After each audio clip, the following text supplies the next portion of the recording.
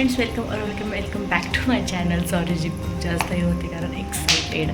Okay, तर hello friends, welcome back to my channel. कसे आहात तुम्ही? आय होप की तुम्ही सर्वजण स्वस्त मस्त हेल्दी आणि हॅपी असाल. तर आता ही अचानक ठरलेली फॅमिली ट्रिप आहे. कुठे आहे हे तुम्हाला व्हिडिओमध्ये पुढे समजेलच किंवा पुढचे काही व्हिडिओ येतील तेव्हा तुम्हाला समजेल. पण अचानक ठरलेली फॅमिली ट्रिप आहे आणि त्याचीच तयारी चालली. ऑलमोस्ट तयारी झाली आहे. फक्त आणि फक्त मला आता नाश्ता बनवून न्यायचा आहे. कारण मी सगळ्यांना मेसेज टाकला की येताना घरून स्नॅक आणा प्लीज. कारण गाडीमध्ये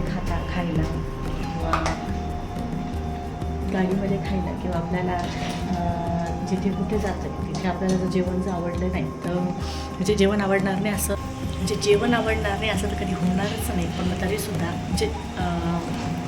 पण तरीसुद्धा आपलं स्वतःचा स्नॅक जर असला ना तर खूप इझी होतं. आणि त्यातल्या मुलं असले लहान मुलं की काहीतरी चटरपटर मुलांना लागतेच. म्हणून मी सगळ्यांना मेसेज टाकला की येताना प्लीज येताना घरून मस्त असा स्नॅक बनवा ना. आता मी काय बनवते तर मी आहे ना घरून असा हा चिवडा बनवून नेते. माझ्याकडे मम्मीने लास्ट टाईम मला कुरमुरे पाठवले होते. जर माझ्या माहेरी कुरमुऱ्याच्या मोठ्या भट्ट्या आहेत तर असे काही कुरमुरे पाठवलेले होते मला लास्ट टाईम. आणि कधीचं करायचं मुलांसाठी, मुलांना कधीचं बनवायचं पण मग ते बनवायला मला झालंच नाही. म्हणून म्हटलं की चला आज तरी तिकडे जायचं आहे. त्यानिमित्ताने ह्या मुरमुऱ्यांच्या चिवड्याला मुहूर्त तरी लागेल म्हणून मी असा मस्त असा चिवडा म्हणून घेते.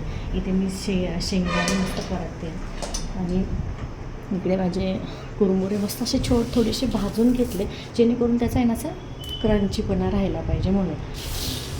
ओके, आता कसं काय करते पूर्ण बघा, कसं जातो आहे काय पूर्ण डिटेलमध्ये मी तुम्हाला सांगणार आहे. तर व्हिडिओ शेवटपर्यंत नक्की बघा. व्हिडिओ आवडला तर लाईक शेअर सेव्ह करा. आणि हो प्लीज अजून कोणी सबस्क्राईब केलं नसेल तर ही हंबल रिक्वेस्ट आहे सगळ्यांना की प्लीज सबस्क्राईब करा. तर व्हिडिओ शेवटपर्यंत बघा. तर मी आता इथे ना चिवडा बनवायला घेतला आहे. आता ऑलमोस्ट माझं थोडं फार तर झाले कारण कुरमुरे मी भाजले. आता इथे जो मकाचा जो चिवडा असतो ना तो मी मस्त असा छान तळून टाकणार आहे. आणि बाकीचं जे काही मटेरियल घरात होतं ते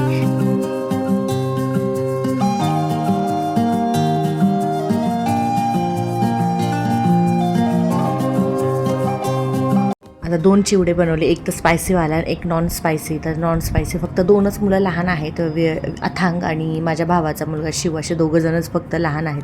त्यांच्यासाठी अगदी नॉन स्पायसी मी चिवडा बनवला. तर खाता की नाही पुढची गोष्ट, पण 2 चिवडे बनवून घेते आणि बाकीच्यांसाठी पूर्ण स्पायसी चिवडा. आता स्पायसीमध्ये मी फक्त जास्त स्पायसेस काहीच टाकले नाही आहे. एक चिवडा मसाला येतो तो आपला आणि पेरी मसाला जे खूपच छान डिलिशियस लागतो. अगदी नाही का चटपटीत लागतो असं काही बनवायला. नंतर शेव वगैरे टाकून जितकं घरामध्ये होतं तितकं सगळंच टाकलं कारण अचानक ठरलेली ही ट्रिप आहे आणि मला काहीच माहीत नव्हतं. पण तरी पण मी स्नॅक्स सगळ्यांना सांगितलं म्हणून मीही घेतला. त्यानंतर अथांगला मी झोपवून दिलं आणि बॅग पॅक करायची बाकी होती. तर जे काय होतं घरामध्ये यांचे कपडे माझे किंवा मी चुकलं माझं की मी ना सगळे दोन बॅग भरायला पाहिजे होते. यांच्या वेगळ्या कपड्यांची, विरांश आणि यांच्या आणि माझं आणि अथांगचं वेगळं. पण मी काय केलं घाई गडबडीमध्ये आज रात्रीच निघायचं होतं म्हणून मी काय केलं सगळं एकत्रच भरून दिलं. त्यानंतर संध्याकाळी आज आम्हाला निघायचं होतं आणि रात्रीच मी तिथे गेले. त्यानंतर जवळजवळ आम्ही 10 वाजता तिथे गेलो आणि 11 साडे11ला बस आली. त्यानंतर आम्ही तिथे निघालो. ह्या सगळ्या माझ्या बहिणी आहेत आणि खूप जास्त एक्सायटेड आहे व्हिडिओमध्ये यायला पण आणि फिरायला जायला पण. तर आम्ही खूप जणं चाललो आहेत जवळजवळ 25 जणं आहोत आम्ही सगळे लहान मुलं वगैरे पकडून. आणि मोठी मिनी बस केली आहे आम्ही.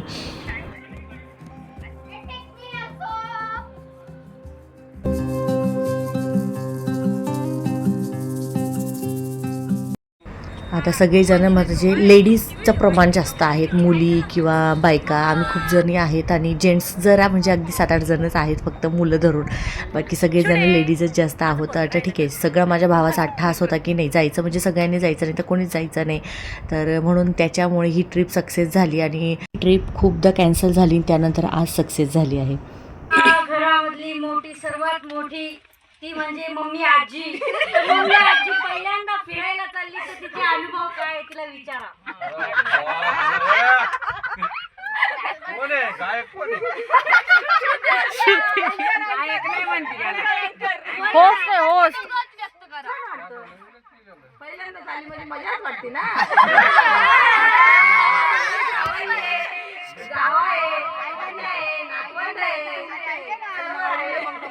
पोरं नाही नाही भेटली तू.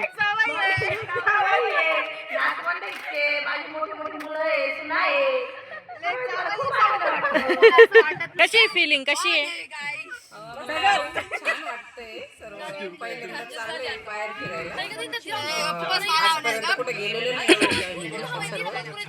सर्वांनी एन्जॉय करा मस्त. खेळ सोडून आम्ही पिकनिकला चाललोय.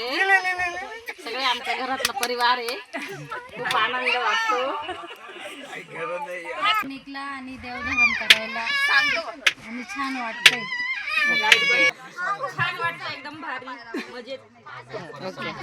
माझ्यामुळे ट्रिप सक्सेसफुल झाली.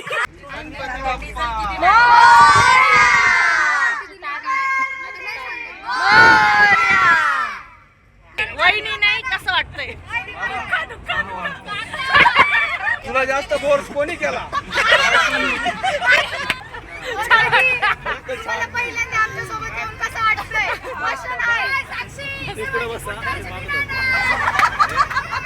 The next day.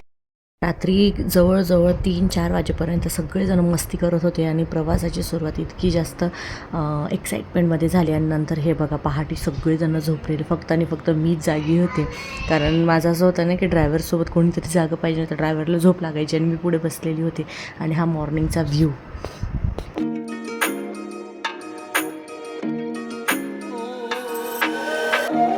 Hours later. परत यांच्यामध्ये एनर्जी आली. जसं मी तर त्यांना नेहमीच म्हणत होते की चला स्वतःला चार्जिंग लावून घ्या, म्हणजे शांत बसा 5-10 मिनटं. आणि त्यानंतर पुन्हा डान्स करायला. आणि खरं सांगू ना, कोणीच असं हे नव्हतं की नाही आता मस्ती करायची नाही, शांत बसायचं. सगळ्यांना इतकी मस्ती आलेली होती ना की अक्षरशः म्हणजे मला टेन्शन आलेलं की हे लोक पुढे गेल्यावर असं नको लेझी व्हायला किंवा कंटाळा आलाय, आता खूप थकलो असं नको म्हणायला. तर आज आम्ही आलो कोल्हापूरच्या देवीचे दर्शन घेण्यासाठी. आता मी तर पहिल्यांदाच आले, ऑलमोस्ट भरपूर जण पहिल्यांदाच आले आणि काही जण आधी येऊन पण गेले. तर त्यांचाही अनुभव असा होता की छान मंदिर आहे, चला. आता इथं पार्किंगचं खूप जास्त टेन्शन होतं, पण तरीसुद्धा आम्ही कशी पार्किंग केली. त्यानंतर आम्ही आवरलं, रूम घेतले आणि आता आम्ही आवरून निघालोच. फायनली आज आम्ही रूममध्ये आणि आता आवरून आणि देवीच्या दर्शनासाठी चाललो आहे. आणि खूप छान अफोर्डेबल रूम मिळाले आम्हाला. जवळजवळ इथे आम्ही 2 तास थांबलो, फ्रेश झालो आणि आता आवरलं आणि निघालो देवीच्या दर्शनासाठी. खूप गरमी. मी तर सजेस्ट करेल की तुम्ही आहे ना हिवाळ्यातच या. डिसेंबर जानेवारी पण नोव्हेंबर डिसेंबर इथेच आहे. कारण एरवी उन्हाळ्यामध्ये फार गरमी असते आणि नुसतं पाणी जीव करतो. म्हणून मग मी तर सजेस्ट करेल की तुम्ही हिवाळ्यातच या. आता बघूयात कसं दर्शन होतं आहे ते. तर व्हिडिओ शेवटपर्यंत नक्की बघा.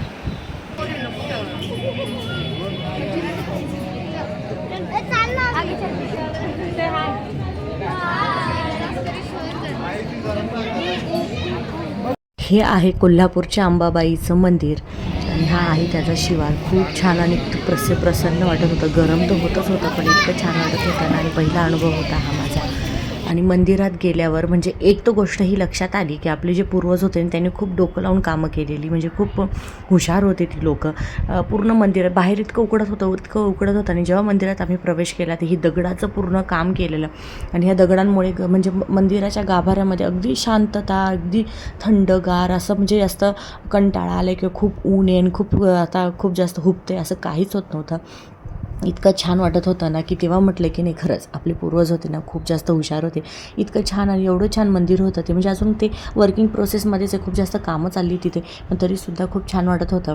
आणि आम्ही तिथे गेलो तेव्हा दुपारची वेळ होती, जेव्हा आरतीची वेळ होती, म्हणून इतकी गर्दी नाही. तर तिथले लोक आम्हाला सांगत होते की मंदिरात जास्त काही गर्दी नसते, थोडं म्हणजे शॉर्टकटमध्ये लवकर दर्शन होऊन जातं. आणि त्यानंतर अनएक्सेप्टेड गोष्ट झाली ती म्हणजे जी बिग बॉस फेम आहे, आत्ता जी विनर आहे मराठी बिग बॉसची, ती आम्हाला तिथे लकीली भेटली. आणि माझ्या बहिणी इतक्या फॅन आहे तिच्या, अक्षरशः तिला बघून उड्याच मारत होत्या त्या.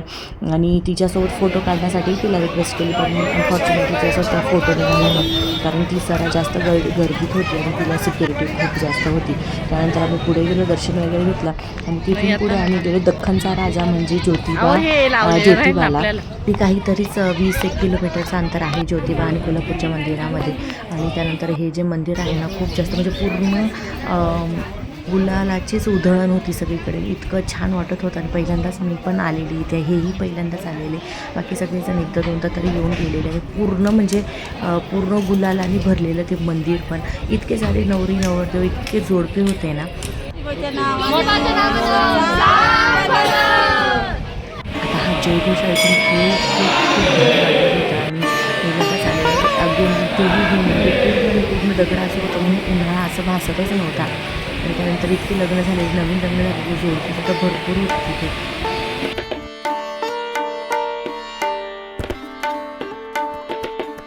आणि ही ज्योतिबाची पालखी होती पूर्ण चांदीची होती. आणि हेही बघण्याचं एक सौभाग्यच आम्हाला प्राप्त झालेलं.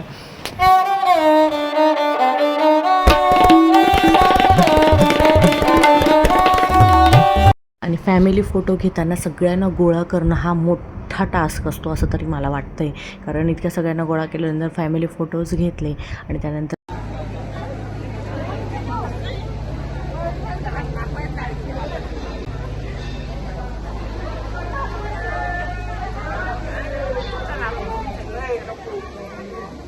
आता आज आम्ही जवळजवळ कोल्हापूरचं दर्शन आणि ज्योतिबा अशी 2 ठिकाणं आम्ही पूर्ण कंप्लीट केली. आणि त्यानंतर पुन्हा लागलो आम्ही पुढच्या प्रवासासाठी.